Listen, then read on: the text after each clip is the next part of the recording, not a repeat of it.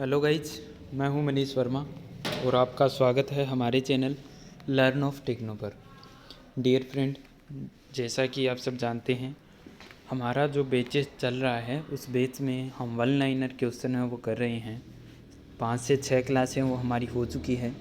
इससे पहले का वीडियो अगर आपने नहीं देखा है तो डिस्क्रिप्शन में लिंक मिल जाएगा। चैनल पर आपको ऑनलाइन MCQ क्वेश्चन है या वन लाइनर क्वेश्चन के नाम से प्लेलिस्ट मिल जाएगी, तो वहाँ से आप जाकर है वो सारी वीडियो है वो देख सकते हैं। क्लासें वो बहुत ही मोस्ट इम्पोर्टेंट होती है, चाहे आप ITI कर रहे हैं, ITI या पास आउट है, कोई एंट्रेंस एग्ज़ाम की तैयारी कर रहे हैं या कंपटीशन लेवल की तैयारी कर रहे हैं। इसके साथ ही ITI की जो जॉब रिक्वायरमेंट निकल कर आती है, बड़ी वैकेंसीज कोई आती है, अप्रेंटिस की कोई रिक्वायरमेंट आती है, तो सारी वीडियो आपको हमारे चैनल पर देखने के लिए मिल जाती है। तो अगर आपने चैनल को अभी तक सब्सक्राइब नहीं किया है तो सब्सक्राइब कर लीजिए। तो चलिए क्लास को शुरू करते हैं। आज का हमारा जो पहला क्वेश्चन है वो है, स्क्वायर बट वेल्डिंग में रूट ओपनिंग को पेनिट्रेशन प्राप्त करने के लिए दिया जाता है। अब पेनिट्रेशन क्या चीज़ होती है? पेनिट्रेशन होती है कि जॉइंट को अंदर तक मजबूती से जोड़ लगाना। जॉइंट का क्या है, अंदरूनी अंदर तक गहराई तक क्या है वो पेनिट्रेट हो सके, यानी कि उसके दो भाग होते हैं वेल्डिंग में, वो उनको पिघलाकर जॉइंट है वो एक बनाया जा सके अंदर तक। ठीक है, जैसे कि हम नॉर्मल क्या करते हैं कि जैसे गांव में वेल्डिंग करवा के लाते हैं तो वो जल्दी टूट जाती है। तो वो क्यों टूट जाती है? क्योंकि उसमें पेनिट्रेशन है वो अंदर तक पेनिट्रेट नहीं होता है, पेनिट्रेशन अंदर तक नहीं होता है, यानी कि मेटल है वो अंदर तक पिघल कर नहीं, एक जो जॉइंट है वो एक नहीं हो पाता है, इस वजह से वो टूट जाती है। तो इससे बचने के लिए क्या हम रूट ओपनिंग करते हैं, जिससे क्या है पेनिट्रेशन है वो अंदर तक हो जाए। इसके लिए क्या करते हैं, एजेस किनारे बनाए जाते हैं, कोई V शेप में बनाते हैं, कोई U शेप में बनाते हैं, कोई सिंगल J में बनाते हैं, कोई सिंगल V में बनाते हैं, कोई Y शेप में बनाते हैं। ये अलग अलग शेप में क्या करते हैं हम जॉइंट के एजेस हैं उनको तैयार करते हैं। उसके बाद उसमें वेल्डिंग की जाती है, तो वो जो वेल्ड का जो मेटल होता है वो अंदर तक क्या है पेनिट्रेट करता आता है और जॉइंट हमारा मजबूत बनता है, यानी कि जॉइंट है वो जल्दी से नहीं टूट पाता है।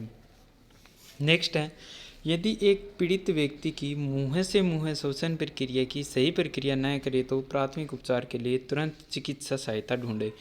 यानी कि जैसे हम क्या है उसको फर्स्ट एड देते हैं, उस टाइम अगर उसकी श्वास रुक रही है, धड़कन रुक रही है, तो उसके लिए फिर हम क्या करते हैं, उसको श्वास है वो खुद से देते हैं।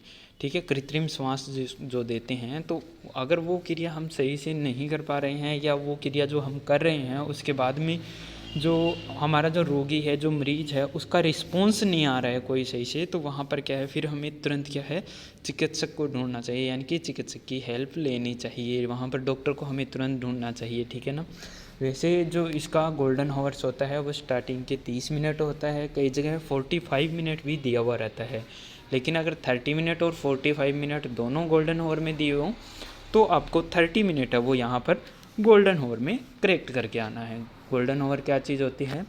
तो मरीज के एक्सीडेंट होने के या दुर्घटना घटने के तुरंत बाद के जो 30 मिनट या 45 मिनट होते हैं वो गोल्डन हावर्स में काउंट किया जाता है। कई बार गोल्डन हावर पूछा जाता है, तो एक्सीडेंट या दुर्घटना होने के तुरंत बाद के 30 मिनट या 45 मिनट है वो गोल्डन हावर में काउंट किए जाते हैं।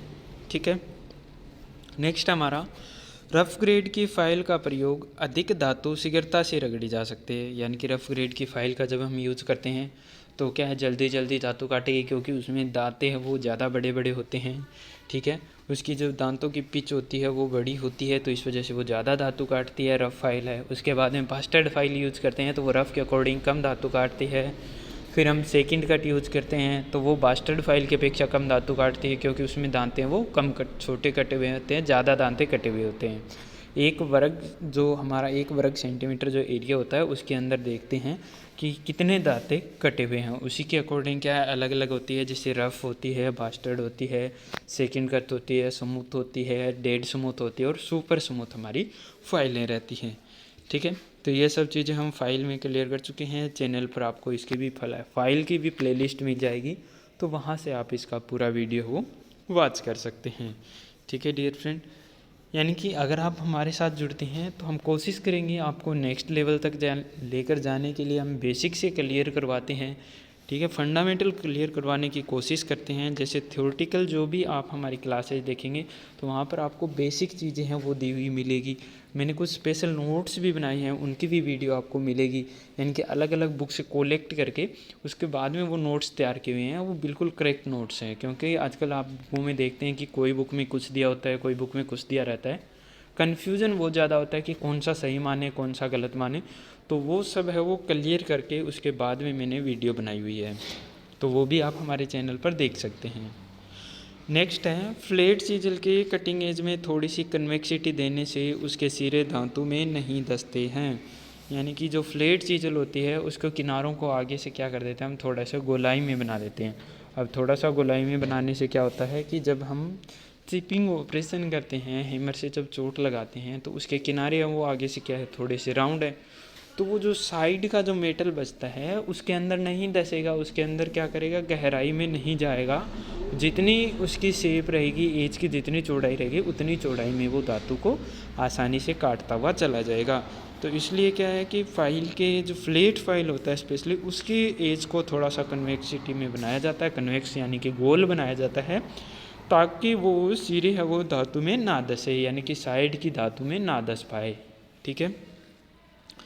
नेक्स्ट यहाँ पर हम बात कर लेते हैं। तो नेक्स्ट हमारा क्वेश्चन निकल कर आता है डिवाइडर से।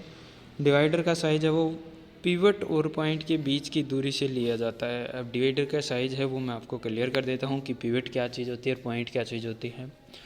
तो पॉइंट इसमें बोला गया हमारे वर्किंग पॉइंट के हो डिवाइडर में, और पिवट जहाँ पर रिवेट लगी होती है ऊपर की तरफ। ठीक है। जैसे कि मैं आपको यहाँ पर थोड़ा सा कोशिश करूँगा बनाने की।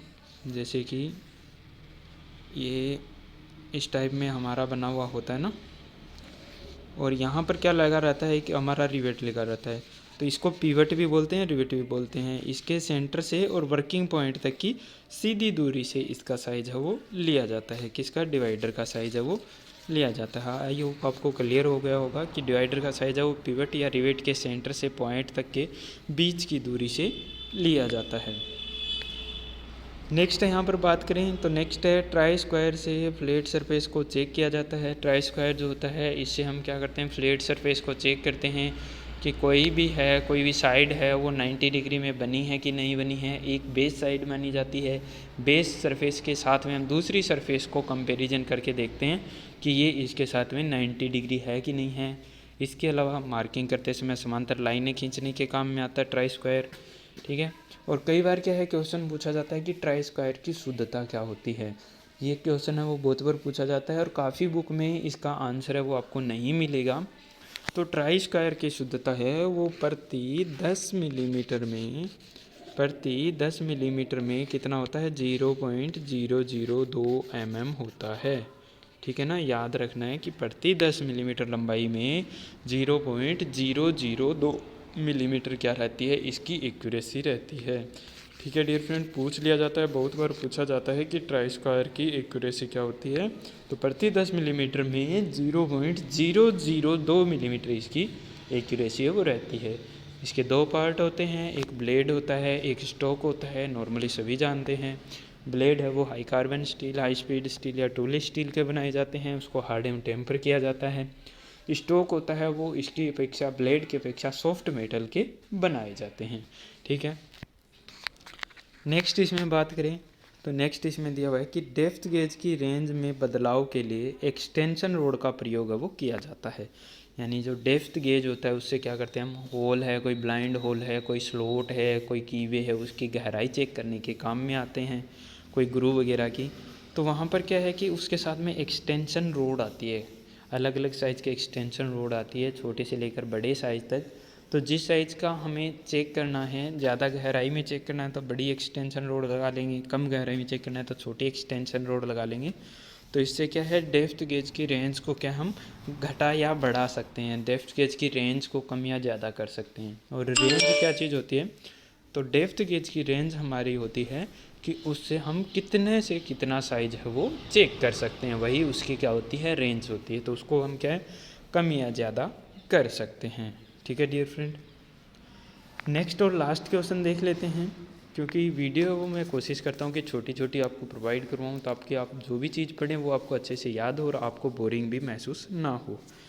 तो नेक्स्ट और लास्ट क्वेश्चन है, ड्रिलिंग मशीन पर गोल जॉब में ड्रिलिंग करते समय कार्य को आश्रय सहारा देने के लिए वी ब्लॉक, क्लैंप, बोल्ट व पैकिंग पीसों का प्रयोग होल्डिंग डिवाइसों के रूप में किया जाता है। यानी कि ड्रिलिंग मशीन पर जब हम कोई भी गोल जॉब है उसके ऊपर अगर हमें ड्रिलिंग करनी है तो उसको किस में क्लैंप करेंगे, या तो वी ब्लॉक होगा, उसके साथ में क्लैंप होगा, बोल्ट होगा, पैकिंग पीस होगी, होल्डिंग डिवाइस होंगे आदि के रूप में क्या है उसको क्लैंप करने के इक्विपमेंट है जिनका हम यूज़ करते हैं। यानी कि इनके द्वारा क्या है जॉब को हम क्लैंप करेंगे, राउंड रोड को क्लैंप करेंगे, उसके बाद में उस पर ड्रिलिंग ऑपरेशन हम आराम से कर सकते हैं। अगर इन इंस्ट्रूमेंट का अगर हम यूज़ नहीं करेंगे तो डियर फ्रेंड हमारा क्या होगा कि इसमें जॉब है वो राउंड है तो वो इधर उधर फिसल सकता है हमारा ड्रिल, और क्या हो सकता है एक्सीडेंट होने की चांसेज है वो बढ़ जाते हैं। तो इन्हीं सब चीज़ों से बचने के लिए हम इन चीज़ों का यूज़ करते हैं। बाकी हम देखेंगे नेक्स्ट वीडियो में। ठीक है डियर फ्रेंड, वीडियो अगर आपको अच्छा लगता है तो अपने फ्रेंड सर्कल में शेयर कीजिए, चैनल को सब्सक्राइब कीजिए, सपोर्ट कीजिए। आप कोशिश करूँगा कि आपके लिए बेहतरीन से बेहतरीन क्लासें हैं वो मैं आपके लिए लेकर आऊँ, और हो सकता है कि 2-4 दिन में मैं आपको लैपटॉप पर भी पढ़ाना शुरू कर दूं। अभी क्या है मोबाइल में पढ़ा रहा हूं, थोड़ा सा इश्यूज आ रहा है, इस वजह से अभी 2-4 दिन में हो सकता है लैपटॉप पे पढ़ाना शुरू करूं तो आपको बड़े पर्दे पर ये सब चीज़ें वो आसानी से देखने के लिए मिल जाएगी। ठीक है dear friend, wish you all the best. जय हिंद, जय भारत।